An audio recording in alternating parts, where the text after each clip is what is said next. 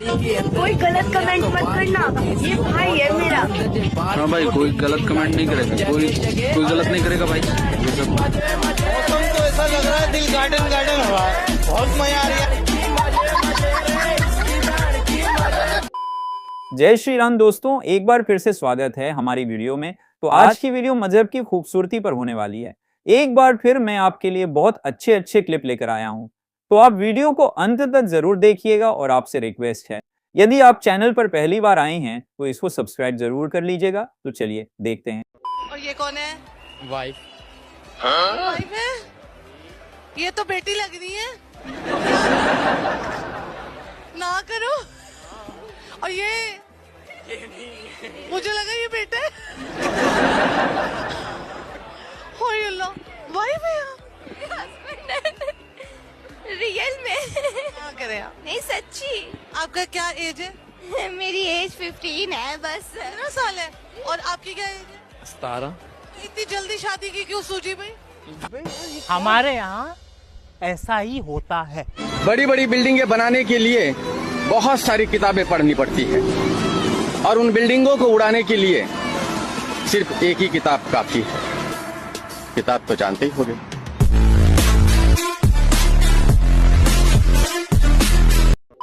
आपने मैथमेटिक्स की बात की है तो आइए साइंस की भी बात कर लेते हैं। हमारे आला हजरत रहमतुल्लाहि अलैह एक बेहतरीन साइंटिस्ट भी थे। साइंस से रिलेटेड आपने मोर देन 100 बुक्स लिखी हैं। आला हजरत रहमतुल्लाहि अलैह ने 1896 में अपनी बुक में, जिसका नाम अस्समसामु अला मुशक्की की फी आयदी उलूमिल अरहाम है, उसमें अल्ट्रासाउंड मशीन का फॉर्मूला बयान किया 4 साल की छोटी सी उम्र में।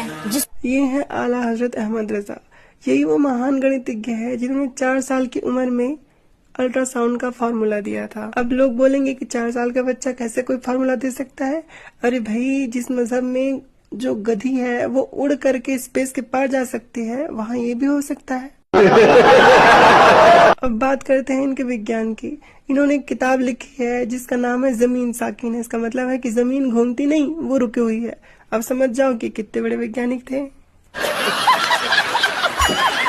अल्लाह ताला जो है वो जब कुछ नहीं बना था 7वें आसमान, तो अल्लाह का अर्श कहाँ पे था? पानी पर।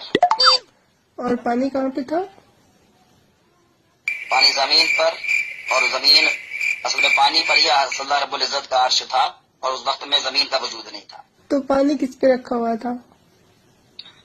इसका जिक्र कुरान अजीम में नहीं है, हदीस पाक में नहीं है। इतना जिक्र मिलता है कि अल्लाह रब्बुल इज्जत ने जिस चीज पर चाहा पानी को रखा। चूतिया बनाया तुमको।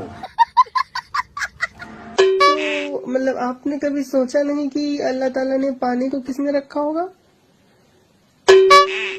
मरना तेरे को डर नहीं लगता? कुरान अजीम की तालीम है हमें, और कि इंसान को मजहब इस्लाम में रहकर उन बातों के बारे में सवाल करना चाहिए जो उसके काम की हैं। मतलब कि दीन के काम में अकल का दखल नहीं। जी हाँ। हम हीरे हैं, इस्लाम के हीरे। हम कोई आम नहीं है जिसको इस्तेमाल किया जाए और फेंक दिया जाए।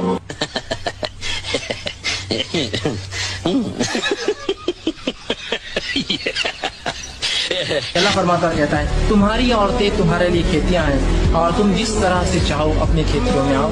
औरतें आपकी, तुम्हारी बीवियां तुम्हारे लिए खेती हैं, तुम्हारी बीवी तुम्हारी खेती। फिर मैं चली भी जाऊं तो क्या फायदा? फिर हलाला करके मुझे छोड़ दे। फिर हलाला क्या हो? हमें तो, हम क्या वैश्या हैं जो हम हलाला पे रहेंगे? क्या हमारी इज्जत नहीं है जरा बहुत? माँ बाप। This is business.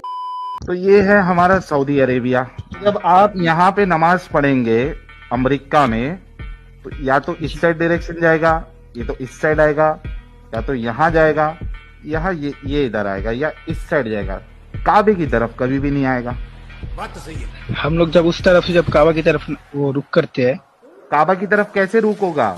अगर चपटी होती धरती तो हो सकता था। यहाँ धरती चपटी नहीं है। हमारे यहाँ कनेक्शन है, वो घूम के उधर ही जाएगा। अच्छा, ऐसा तरह घूम के इस साइड आता है? हाँ, काबा की तरफ ही आएगा। मैं बताऊं कैसे कर सकते हो तुम? बताओ। तुमको नमाज पढ़ना है इस एंगल में, यानी अपने पैरों को ऊपर कर देना है और सर को नीचे करना है।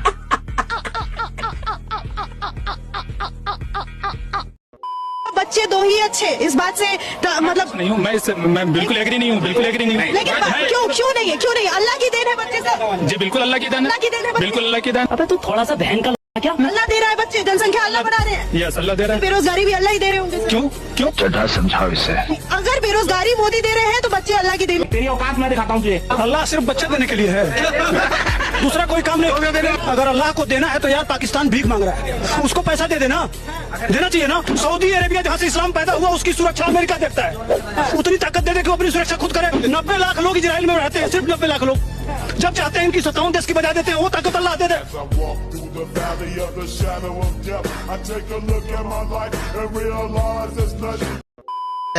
आप गाएंगे राष्ट्रगान?